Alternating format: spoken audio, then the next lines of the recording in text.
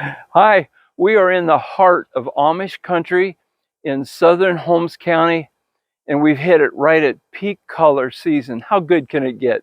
Well, it can get a lot better because we're about to visit Ohio's #1 flint napper, Roy Miller. He is the king of flint napping, and I think it's fair to say that probably everybody in America who naps is very familiar with Roy. This is his farm.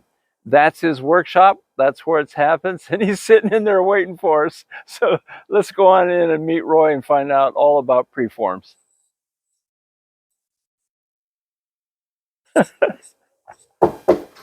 Hey, Roy. How you doing, brother? Good to see you. Yeah, good hug, man. I'm glad you're still hanging in here. Oh, yeah. Well, I'm here on a mission. I've had people ask me again and again and again about Preforms because they find them in the fields when they're field walking. And the big question is, how do I know if this is a first stage Preform or a 6th or 7th stage? I said, well, you're doing good. If you recognize there's different stages, you're doing good. So I wanted to come to someone that I love and cherish and respect for kind of the final word. So Roy, can you talk to us, show us some Preforms? Yeah. These are mostly Gashok and Flints. And then we get in Carter Cave, and then we get back here to where the Flint Ridge is. And these are in the quarries close from the greens to right next to it. And then it turns into more of this color here. Okay. So is this a Preform or a blank or just That's just out of the ground? When I dug it off of the ledge, that's how you can see the color of where it was layered together in blocks. So is it fair to call this maybe the cortex or the outer covering of the flint? Yeah, this is in the layer. The cortex is the white little cortex. Got it. So this is actually fresh from the pit. Yep. And now are we beginning the progression of blank down to Preform? Yeah. And at this point, it was heated. So we heated it, and then we just kept. And they're coming down in size. So Yeah. the progression of the Preforms is from rough to beginning to take shape down to smaller until we get Exactly. the final product, right? Yep, that's it. All right, what's this?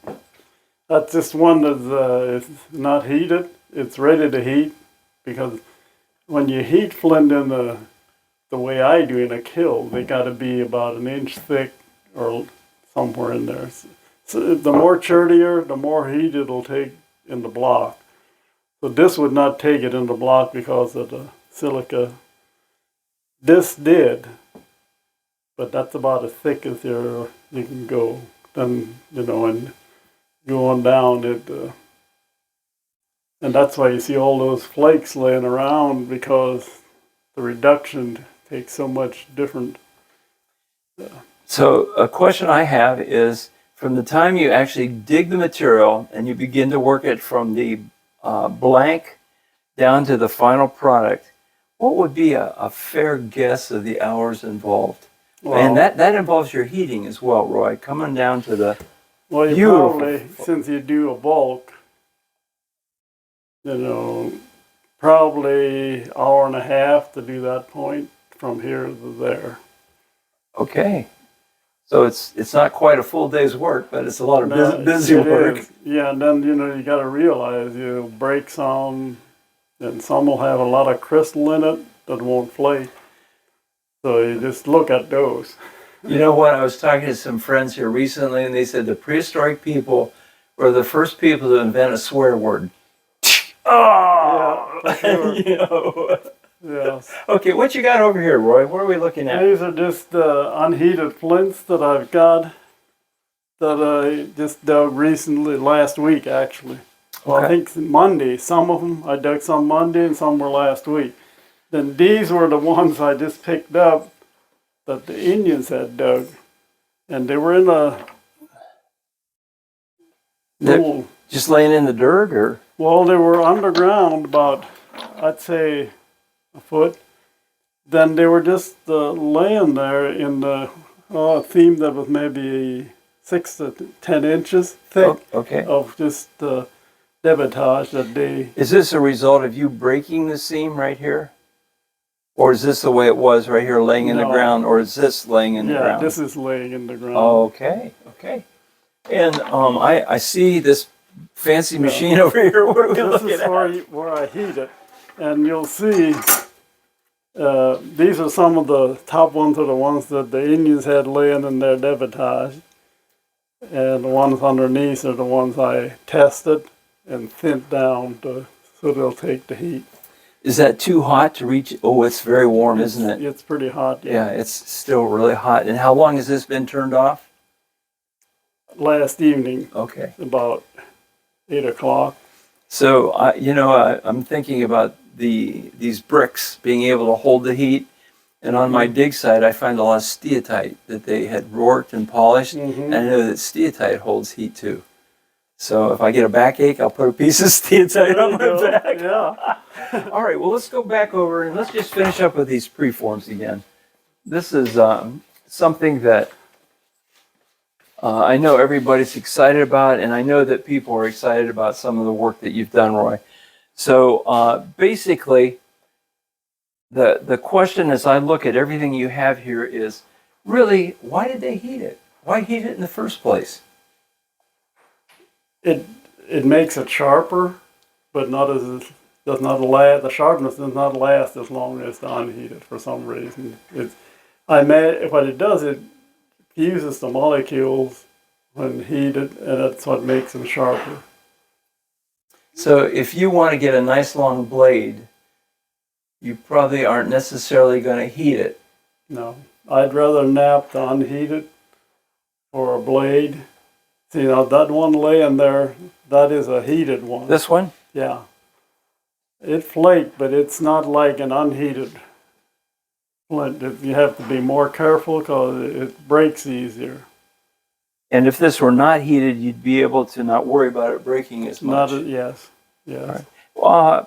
How many hours you got in it? A couple, 2 hours, 3 hours of this piece? Probably 2 hours. 2 hours, okay. And if we drop it, we say darn? Yeah. Yeah, okay. And I used to nap them a lot faster, but as I get older, I do more.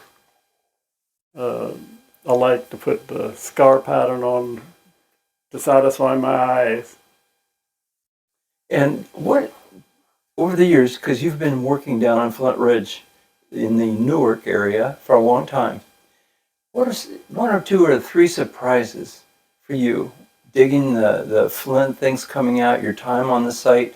I remember I visited you one time when you were digging, and I was watching you pass up, and I'd see rocks roll down. I'm like, that's weird. And what were those?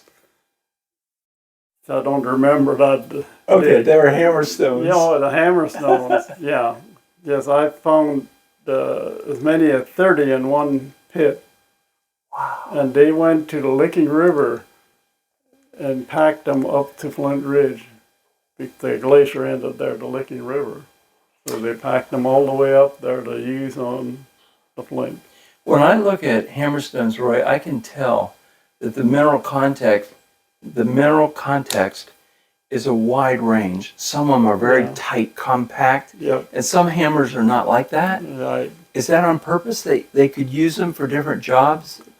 I think all I can see is that when they brought them up from the river area, they used them all on that ledge to try to break it loose. Okay. Now, I've seen, and I actually have a couple from you that are big, but they're obviously, these weren't, nobody's going to hammer. Yeah. What were they doing with those things that look like giant hammerstones? Were they smashing the ledges?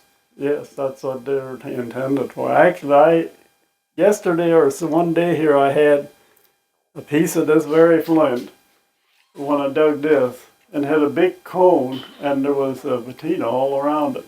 So I know the Indians coned it, and I don't know where it got to, but it's not here. Okay, all right. Roy, I can't thank you enough for your time, helping my students out.